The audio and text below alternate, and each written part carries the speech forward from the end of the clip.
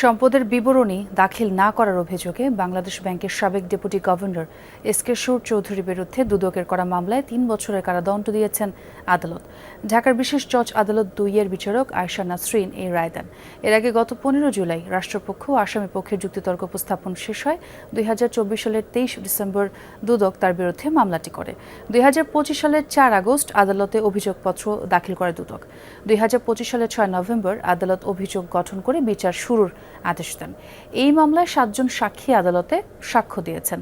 মামলার নথি অনুযায়ী আয় বহির্ভূত সম্পদ অর্জনের অভিযোগে এসকে সুর চৌধুরী ও তার উপর নির্ভরশীল ব্যক্তিদের সম্পদের বিবরণী ২১ কার্যদিবসের মধ্যে দাখিল করতে নোটিশ দিয়েছিল দুদক, কিন্তু নির্ধারিত সময়ের মধ্যে তিনি সম্পদের বিবরণী দাখিল করেননি। ২০২৫ সালের ১৪ জানুয়ারি রাজধানীর সেগুনবাগিচা এলাকা থেকে এসকে সুর চৌধুরীকে গ্রেপ্তার করে দুদক। এরপর থেকে তিনি কারাগারে আছেন।